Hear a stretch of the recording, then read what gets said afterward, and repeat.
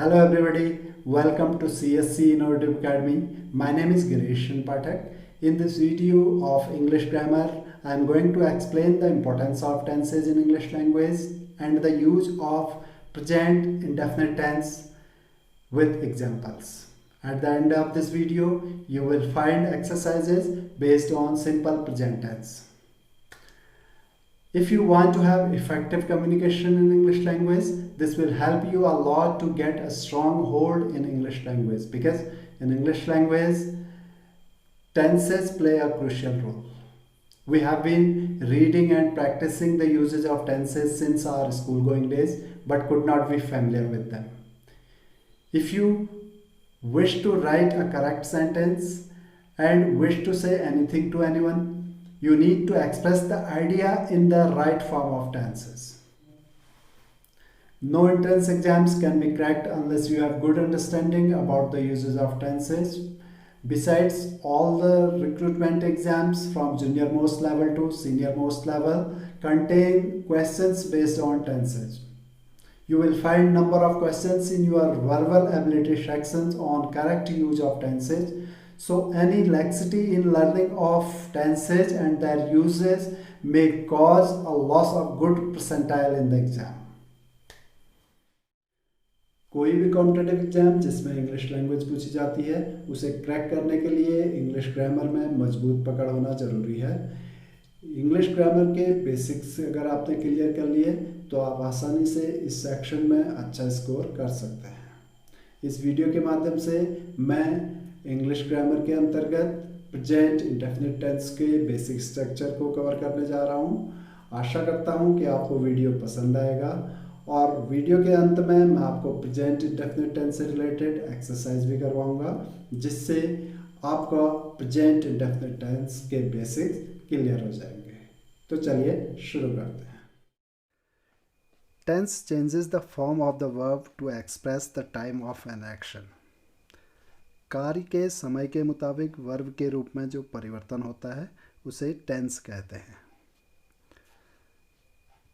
There are basically three types of tenses in English grammar: present tense वर्तमान काल, past tense भूतकाल, future tense भविष्यत काल. Each of these tenses is further divided into four kinds: present tense, present indefinite tense, present continuous tense, present perfect tense and present perfect continuous tense. ऐसी past के past indefinite, continuous, perfect and perfect continuous tense. ऐसे future के future indefinite, continuous, perfect and perfect continuous tense. First we would talk about present indefinite tense. Present indefinite tense is used to express habitual, regular और repeated actions.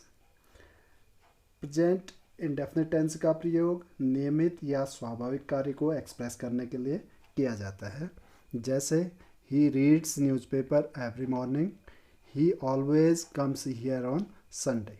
अगर हिंदी में present indefinite tense के पहचान की बात करें तो प्रेजेंट इंडेफिनिट टेंस के वाक्यों के अंत में ता है, ती है, ते हैं, ताहूँ आदि शब्द आते हैं। जैसे वह पत्र लिखता है, माँ खाना पकाती है। लास्ट में ता है, ती है, ते हैं, ता हूँ आदि शब्द आते हैं।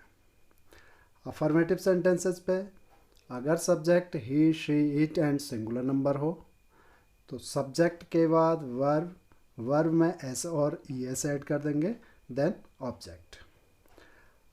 किसी भी सेंटेंस को ट्रांसलेट करने से पहले आपको पता होना चाहिए कि उस सेंटेंस पे सब्जेक्ट क्या है, वर्ब क्या है और ऑब्जेक्ट क्या है।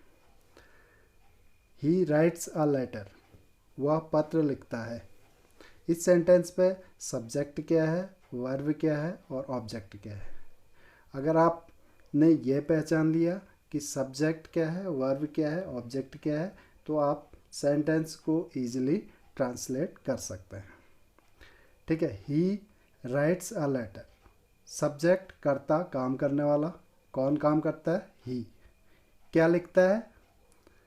लेटर। तो लेटर क्या हो गया? ऑब्जेक्ट हो गया। और लिखना वर्ब। क्रिया, ठीक है। वह अंग्रेजी बोलता है, ही स्पीक्स इंग्लिश।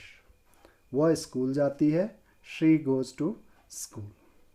तो he, she, it and singular number subject के साथ में, अगर he, she, it and singular number subject हो तो वर्ब में एस और ई एस का प्रयोग करेंगे।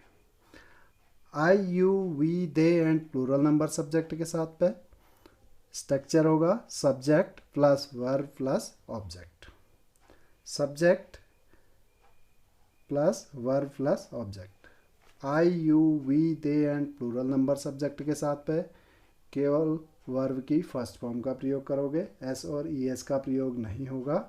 ही, she, it and singular number subject के साथ पे वर्ब में एस और ई एस का प्रयोग करोगे, ठीक है।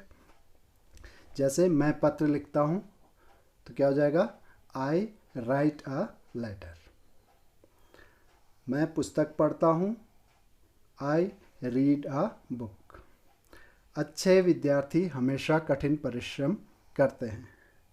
अच्छे विद्यार्थी, अब अच्छे विद्यार्थी क्या हो गया, प्लूरल नंबर सब्जेक्ट हो गया, तो इसके साथ वह वर्ब की फर्स्ट फॉर्म का प्रयोग होगा, एस और ई एस का प्रयोग नहीं होगा।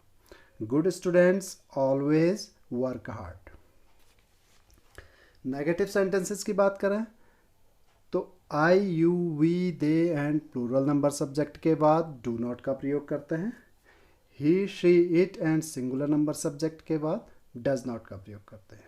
ही does not, she does not, it does not, boy does not, student does not, child does not, I do not, you do not, we do not, they do not, boys do not, children do not।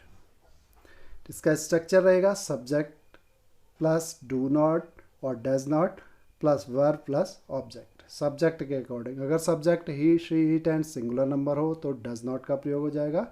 अगर subject I, you, we, they and plural number हो तो do not का प्रयोग हो जाएगा। उसके बाद verb फिर object. He does not play cricket, वह क्रिकेट नहीं खेलता है। अब ही के साथ डज नॉट का प्रयोग होता है। और I do not go to temple daily, I के साथ डू नॉट का प्रयोग होता है।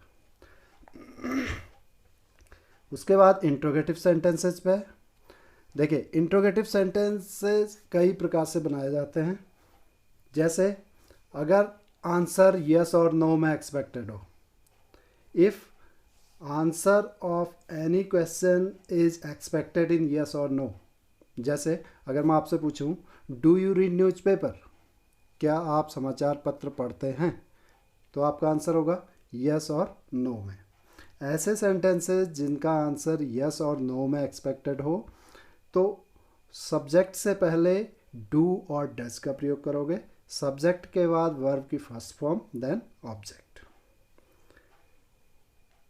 ठीक है। अगर इंट्रोगेटिव वर्ड वाक्य के बीच में हो, जैसे इंट्रोगेटिव वर्ड क्या, कब, क्यों, कैसे, कहाँ, अगर ये वर्ड्स अगर वाक्य के बीच में हो तो सबसे पहले इंट्रोगेटिव वर्ड्स आ जाएंगे, then do, does, then subject, then verb, then object.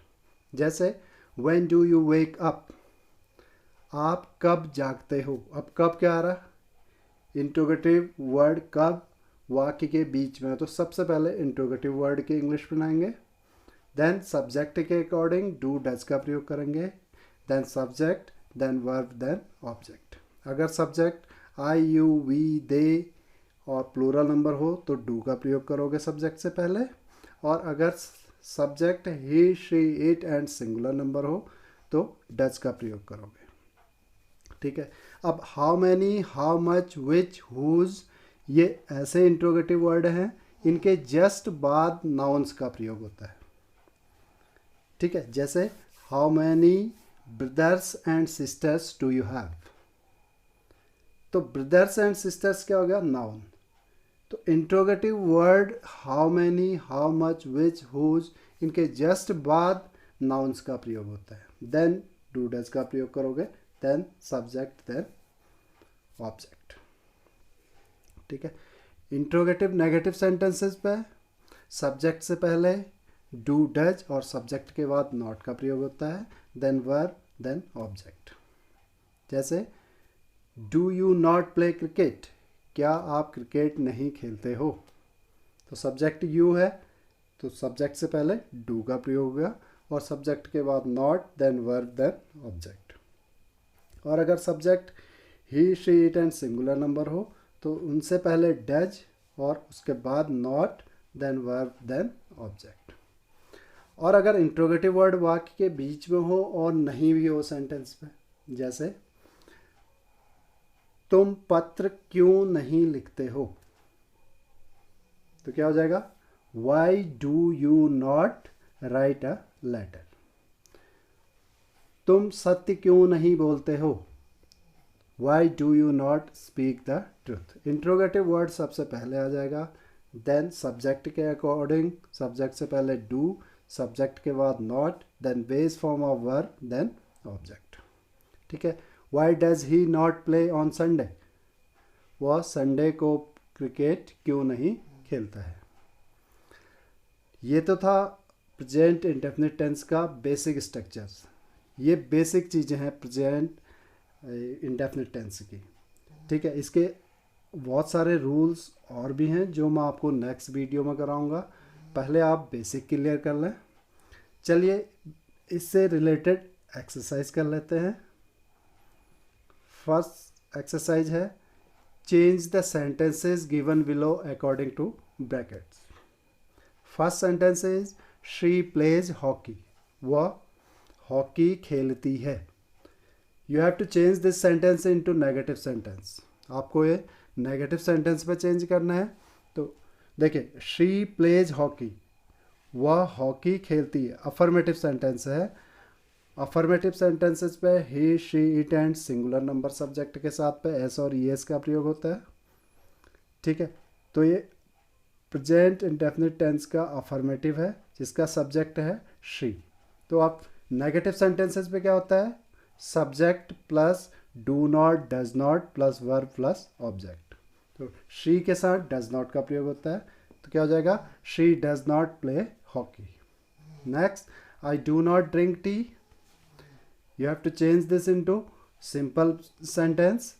तो डू नॉट को रिमूव कर दोगे, आई ड्रिंक टी, क्योंकि अफर्मेटिव सेंटेंसेस पे I, you, we, they and plural number के साथ पे केवल बेस फॉर्म का प्रयोग होता है, एस और ई एस का प्रयोग नहीं होता है अगर subject I, you, we, they and plural number हो। नेक्स्ट, ही स्पीक्स इंग्लिश, वह अंग्रेजी बोलता है। आपको इंट्रोगेटिव में चेंज करना है। तो क्या हो जाएगा, क्या वह अंग्रेजी बोलता है। तो ही सब्जेक्ट है, उससे पहले डज आ जाएगा। डज ही स्पीक्स में से एस रिमूव कर दोगे, स्पीक इंग्लिश। तो does he speak English. Next one is Rahul teaches English. You have to change this into interrogative sentence. Does Rahul teach English. Next one is he does not read newspaper, वह समाचार पत्र नहीं पढ़ता है। तो ही सब्जेक्ट है, इसके साथ पे सिंपल सेंटेंस पे वर्ब में एस और ई एस का प्रयोग हो जाता है। तो क्या हो जाएगा, he reads newspaper. Next one is he always speak the truth. You have to change this into interrogative sentence. तो क्या हो जाएगा, does he always speak the truth. Next one is Veena writes a letter. You have to change this into negative sentence. तो वीना के साथ क्या हो जाएगा, does not. Veena does not, writes में से एस रिमूव कर दोगे, Veena does not write a letter. Next one is his brother does not play football. His brother ये सब्जेक्ट है इसमें, उसका भाई सिंगुलर नंबर सब्जेक्ट। तो अफर्मेटिव सेंटेंसेज पे सिंगुलर नंबर सब्जेक्ट के साथ पे वर्ब में एस और ई एस ऐड करते हैं। तो क्या हो जाएगा, his brother plays football. Next exercise is supply the correct form of verb given below. Next, good students always dot dot hard. अब आपको वर्ब दे रखी है ब्रैकेट पे, आपको यूज करना है कि इस पे एस लगेगा और ई एस ऐड होगा। तो good students plural number subject है, तो सिंपल सेंटेंस है। सिंपल सेंटेंस पे प्लूरल नंबर सब्जेक्ट के साथ पे एस और ई एस का प्रयोग नहीं होता है, केवल बेस फॉर्म का प्रयोग होता है। तो क्या हो जाएगा, good students always work hard. Next, he usually dot dot Hindi bracket पे स्पीक।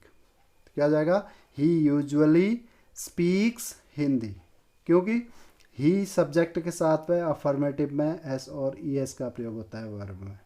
क्या हो जाएगा, he usually speaks Hindi. Next, mother always dot dot food in the kitchen. तो एस लग जाएगा क्योंकि मदर सिंगुलर नंबर सब्जेक्ट है। Mother always cooks food in the kitchen. A vegetarian is a person who never eats meat, eats हो जाएगा, ठीक है। Next, they dot dot to the hill station for a month every summer. They go, they go to the hill station for a month every summer. Next, an honest man always dot dot the truth. An honest man always speaks the truth. Your elder brother never drinks coffee.